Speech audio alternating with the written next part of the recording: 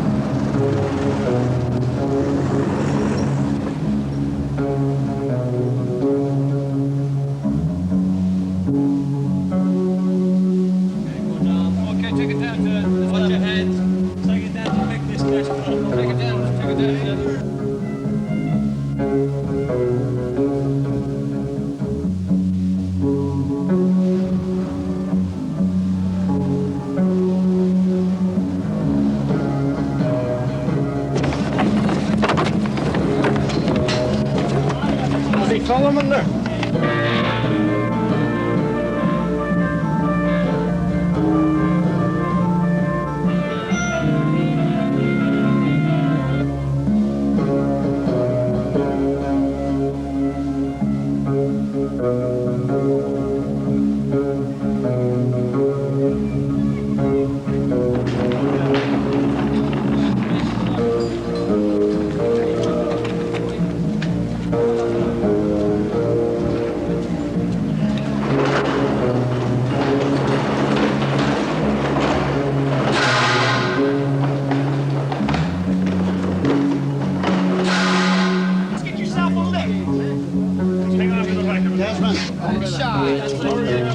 Give yourself an inch lift, bring it up in the rear. Bring it up in the rear. If you're straining like that, you're doing something wrong. There you go.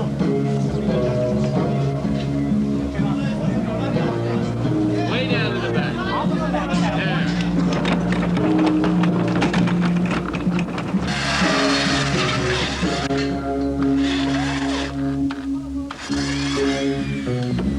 This is the same stuff as we'll have outdoors. It's just the crew have got to check it after Milton Keynes. There's a lot of water got into it. A lot. How much?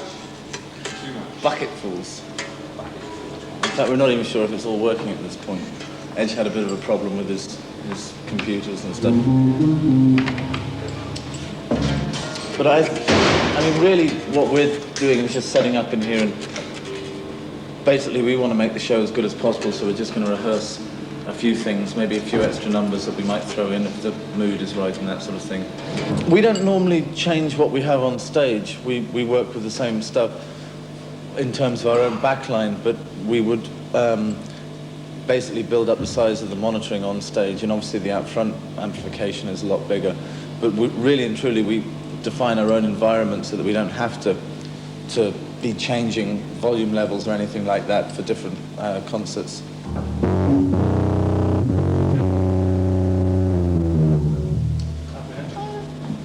I thought I'd be more apprehensive than I am.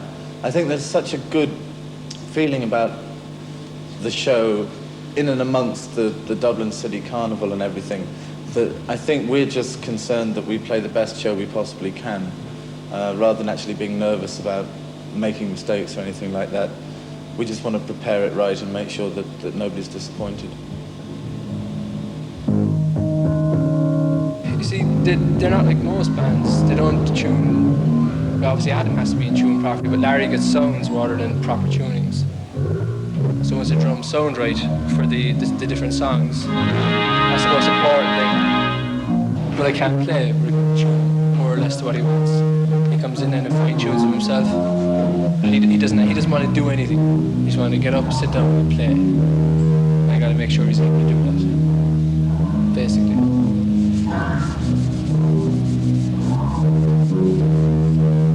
Very lazy man is our Lawrence. We've obtained a new sequencer, latest state-of-the-art thing, and I'm trying to come to terms with it. It's all the book, as you can see. But, eventually I'll get the hang of it, and maybe we'll use it live or something. It's a digital recorder. And so that way I don't have to play the song, the computer will play it for me, and this machine will memorize it as well. So I'll have two machines both with the same information in. And if one breaks down, I can use the other. It's a lot of wires, a lot of bits and pieces. Larry and Edge get the best offers in, but I'm not really interested in doing deals because I'm happy with the equipment that I have at the moment. And I'm not going to change it just for the sake of getting equipment free, because a lot of equipment is overpriced, and I don't see why people who don't have very much money who are going out there saying, you know, he sounds good because he's got this guitar which is that expensive. That's just not true. My earlier guitars were very cheap, and it's the reason you sound good is what's happening behind you, what you do in the studio, and what's happening out front in a live context. You could really play something that is very cheap, but if you're comfortable with it, it'll sound great. Sequence for back.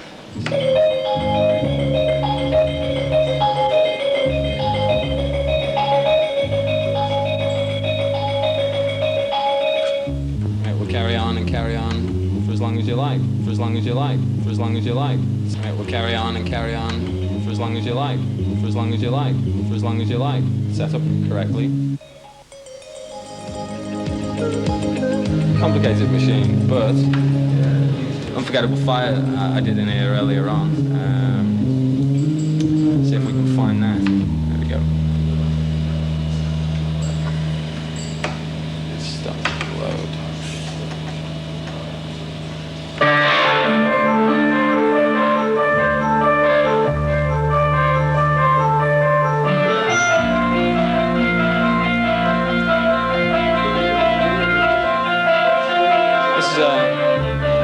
Type of sequence from the last one we were just listening to, and as much as this is the whole song programmed in, whereas the last one was just 4 bars repeated and repeated and repeated. This is a complete song recorded into the machine. This particular guitar I was given in America, and I'm still just trying it out. I haven't yet decided how much I'm going to use it. But this is an expensive guitar, so I'm not sure about that. I may just use it for recording, because I feel comfortable with it. But it's very much what you'd call a Prince guitar.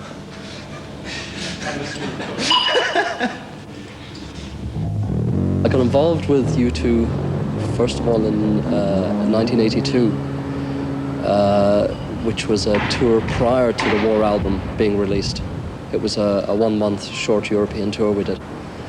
We did about 19 or 20 concerts. Finishing in Ireland, in actual fact. When I first came to the band, in fact, we had 3 permanent people. Joe O'Hurley, who our soundman, our audience soundman, who'd been with the band from the more or less near the beginning, simply because he used to hire a PA to them. Stephen Iredale, who was there in, I think, 1981, and Tom Mullally, who also started the same time as me. And the intention was, obviously, was to build a crew based upon the beliefs, what we felt the band were about and what we were about professionally. So therefore, we never actually looked in a specific country for people, simply because they happened to be different, you know, or whether or not it was more important to have the traditional Irish person working for an Irish band. So we do have a good collection of crew people, but the majority of the permanent people are Irish. But they've been picked for their ability to do their work, but also have that little bit of humanness in them. Is it all Cork Mafia here? Stand There's by Sammy. the camera. How you doing? Original member of the Cork Mafia. He decided he wanted to be a drummer. Well, here we are. This is mission control for anybody who care to mention. Nice sound effects here. And this is Joe Ravitch, part of the Stereo Joes, waving to Mom back home. We situated ourselves here, which is totally dedicated to the U2 area. This is basically the 2 mixing desks, which for a 4-piece band constitutes, could you do that in stereo?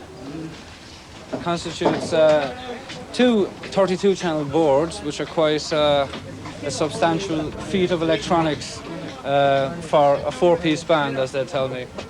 It's basically like taking a studio out of a studio and putting it on the road. And that's what we've got to deal with. When I set a system up like this, I always run a live show tape to, you know, sort of hear what's actually going on in the, be it stadium, arena, or dance hall, or whatever. That's everything is mixed and set up in such a way that the end result on tape is what's happening in the mixing desk, and when it's fed back through the system that was recorded on, we'll get a good idea as to what the actual acoustics are like in specific areas of the buildings, or in this particular situation, what the sound is like here in Croke Park.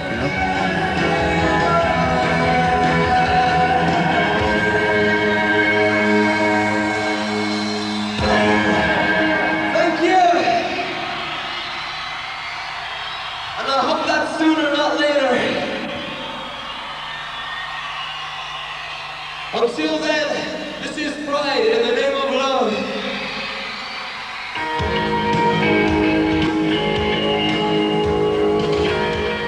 Well, luckily enough, the band have always remained, their feet have remained firmly on the ground. So I think there's been a good escalation right the way through the 4 years that I've been with them. The escalation has been in sort of fairly moderate terms. So we've not seen it the same as people like in Ireland have seen it. We've had to tour the world, so therefore while we've been out in other places, a lot of people haven't realised that. So it hasn't really, they're still as they were, but far more professional now than they were like 3 years ago, 4 years ago.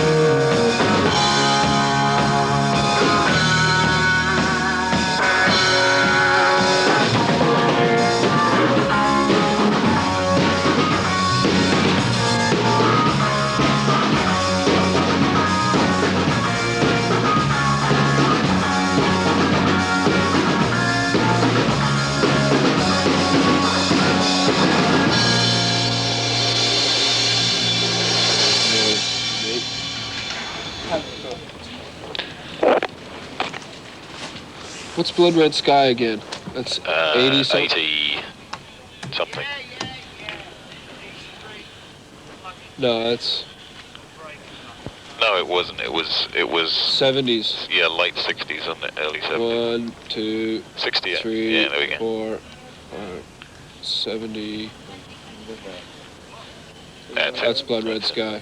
What he's doing is he's making small adjustments to the programming that he already made in the last show, because the truss isn't hanging at the same height, the lamps aren't exactly in the same position, small mechanical differences in each lamp because they're not hung in exactly the same place. And so he's just touching up everything that he did for the last show.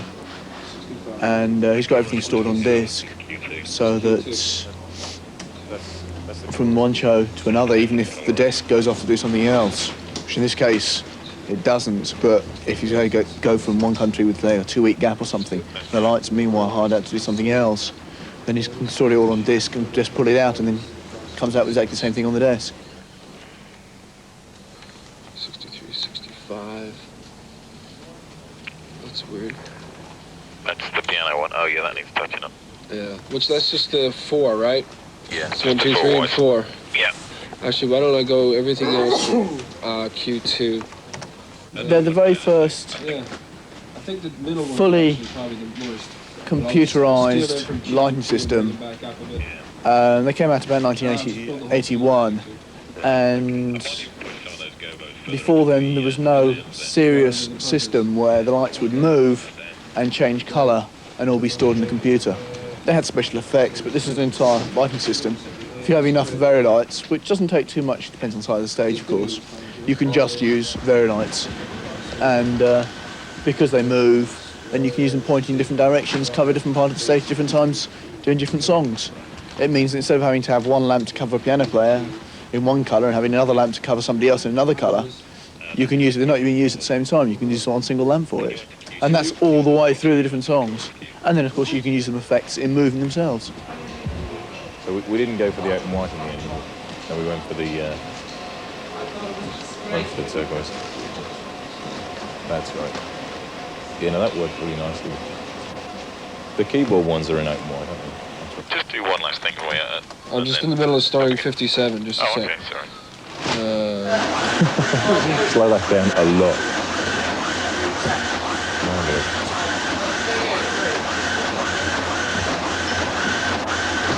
Slow that down a little bit. Oh, okay, yes, that's right. Now I remember. Okay. Can you just run through colours there? You know the colours we got? Oh, the colours we got.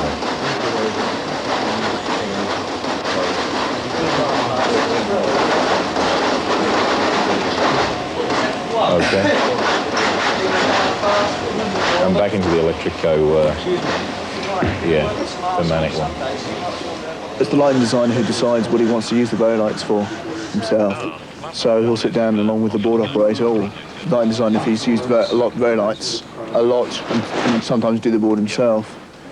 And between the two of them, sort of, the lighting designer gives him the ideas that he wants, and the board operator sits down and installs them into the desk and operates the desk. That way the board operator, because he knows the desk, knows how to operate it, he can make it work. It's more fast, more smoothly than the lighting designer just sits down and tells me exactly what to do. It's a lot of give and take. The ideal thing is programming in complete darkness, but you know, it's open air, so you'll never really get that anyway. So, but as I say, it's silly to have a lighting system during daylight.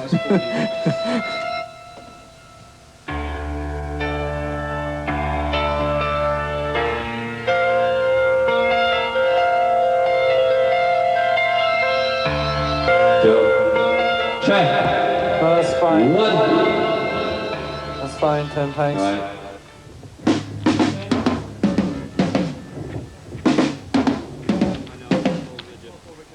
Did you hear us in Drumcondra? No. Hi, Adam. Hiya, how are things? Fine, actually. We'll get Bond's going to come down later. Grand. Well, we're all set and ready for you guys. 2:30. Fine. So we'll just get Larry's just right, we'll just get him to do some monitors. Everything okay with you? Great, yeah. Alright. Fabulous. Are we happy with the wireless? Okay. Wireless. Must check the... What's that doing there? I put it there. It's drying out from Milton Keynes. Check. 1, 2, yo. Chitty chitty bang bang. Plastic knives. 1, 2, check. Yo. 1, 2. Boss. All right.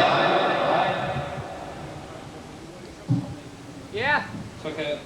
Keep going, Tim. 1, 2, 3, 4. 1, 2. Checking the microphone. Yeah. Evening, Lawrence.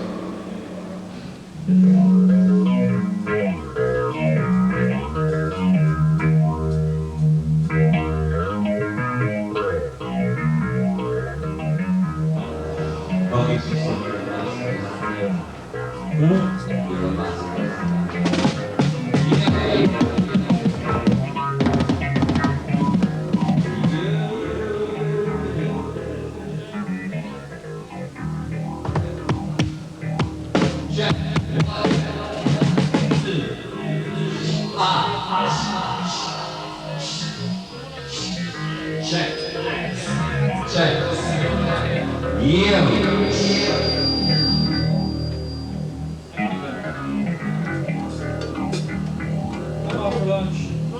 That's great, Tim, thanks. It's okay for a minute, actually.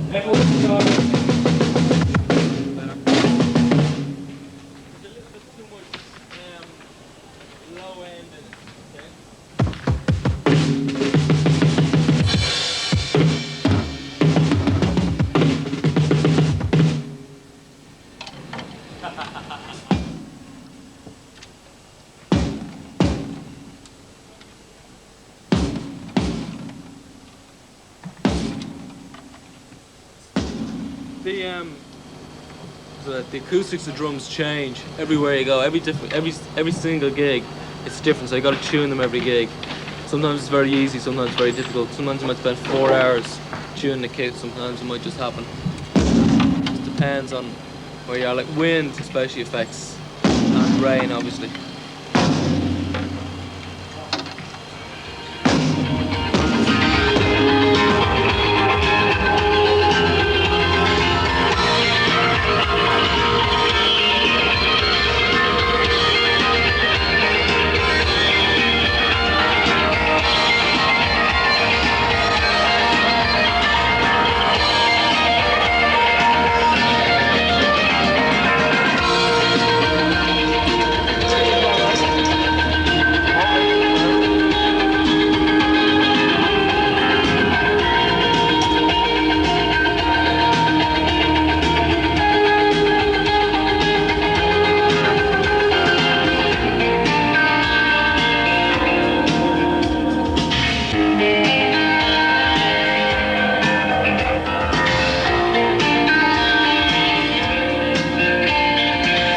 We don't go ahead and anything without sort of conferring with the band and discussing with them, because they have like very set ideas. It's like all the album covers, everything, artwork is from the band originally. So like sort of it's like a progression of that, how you present your stage show. So they have a large say in what goes on and colour-wise and like the look of things. And this is basically an adaptation of the American indoor system that we designed for outdoor shows. Bono he likes to communicate with the audience and get as close as possible to as many people. So the whole thing is to get a free run, like it's got 200 foot of walkway here. You can cross the pitch right left to right. If there's people over there in a normal situation, they won't see anything. So we got the access for the band to get out there and play to those people. Production manager is my job. What I do is I coordinate the various people, stage managers and head of sound crews and head of lighting crews to run the whole thing up to show day to get it on time and work out the logistics behind it and what's going to happen at such and such a time and who you have to deal with. We carry our own security person for coordination with local security, and he'll talk to me about where I want people positioned on the stage area, and then he'll go back to the security people, tell them I want sort of one person, I want 2 people here, I want another one there. So the whole thing is all delegation, like keep the whole thing moving. It's like one person can't coordinate everything, so you have to go through departments. It's like a feudal system.